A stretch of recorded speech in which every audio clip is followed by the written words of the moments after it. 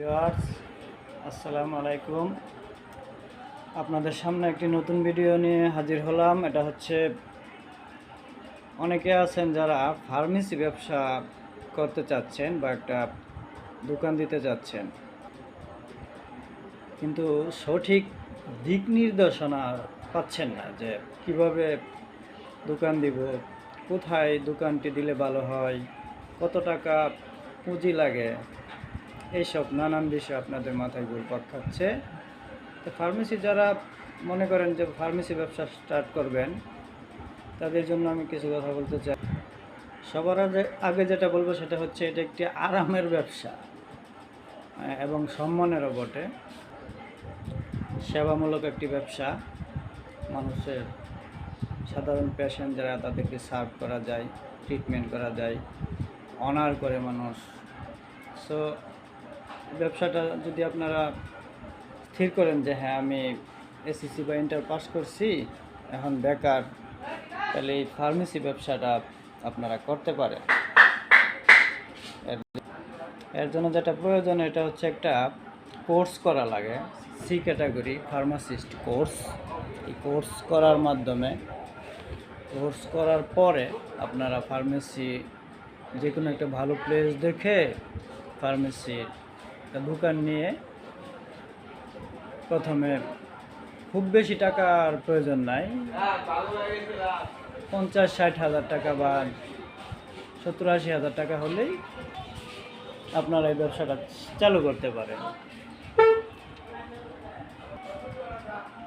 প্রথমে বেচাকিনি কম হবে, যখন আপনার দোকানে সময় দিবেন, ধৈর্য ধরে বসে থাকবেন, সময় দিবেন, অনেস্টলি ব্যবসা করবেন, তখন বেচাকিনি বাড়বে, মানুষের বিশ্বাস অর্জন হবে।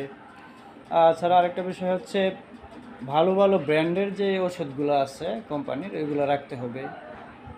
রুগী যদি ওষুধ খেয়ে ভালো হয়ে যায়, চিকিৎসা ভালো হয়, তাহলে আপনার সুনাম ছড়িয়ে পড়বে, আপনার কাছে আসবে তারা, ঠিক আছে। আর যদি রোগীকে ভালো ট্রিটমেন্ট না দিতে পারেন, বা কিছু কোম্পানি আছে নন ব্র্যান্ডের না আর কি, ভালো না, ওইগুলো দেন বেশি লাভের আশায়, তাহলে আপনার রুগী ছুটে যাবে বা কমে যাবে। একটা কথা বলি, ফার্মেসি ব্যবসার সবচেয়ে বড় যে বিষয়টা দরকার একটা লোকের, এটা হচ্ছে ধৈর্য। প্রথম অবস্থায় আমার দোকানে ব্যবসা কিনে একেবারেই কম হতো, তা আমি আপসেট হয়ে যেতাম যে কী ব্যাপার, মানুষ আসে না, কিনে না, ঠিক আছে। তারপরে যখন দিন গেছে, আস্তে আস্তে মানুষ বাড়ছে, পরিচিত হয়েছে, মানুষের সাথে সম্পর্ক ভালো হয়েছে, আচার আচরণ ভালো করছি বা করি, সবার সাথে একটা কাস্টমারদের সাথে আন্ডারস্ট্যান্ডিং তৈরি হয়ে গেছে বা করে নিতে হয়।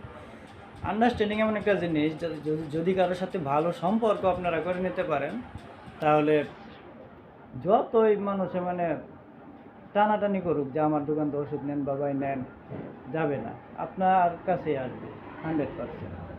সো যারা বেকার আছেন, চাকরির পিছে না ঘুরে এই ফার্মেসি ব্যবসাটা করতে পারেন। আরও যদি কিছু জানার ইচ্ছা থাকে, আপনারা যারা ফার্মাসিস্ট আছে বা যারা রানিং ব্যবসা করতেছে, তাদের সাথে গিয়ে যোগাযোগ করতে পারেন, তাদের কাছে বলতে পারেন, তাদের কাছ থেকে পরামর্শ নিতে পারেন, তারাই সঠিক পরামর্শটা দিতে পারবে আর কি। আর ভালো প্লেস দেখে এই ব্যবসাটা, দোকানটা নিবে। ধৈর্য ধরে যদি থাকতে পারেন, তাহলে চলার মতো একটা অবস্থা হবে আর কি। ফ্যামিলি ড্রাইভ করা কোনো সমস্যা হবে না। যেমন আমি বা আমার মতো যারা আছে বা যারা করতেছি, এই এক্সপিরিয়েন্স থেকে বলছি আর কি। এই আর কি। আর যদি আপনাদের কোনো মতামত থাকে, তো কমেন্টসের মাধ্যমে জানিয়েন। এই ওষুধ সম্বন্ধে বা ফার্মেসি সম্বন্ধে কোনো তথ্য আমি দেওয়ার চেষ্টা করব। আর এই চ্যানেলটি যদি ভালো লাগে, তো সাবস্ক্রাইব করে রাখেন আর কি। আসসালামু আলাইকুম।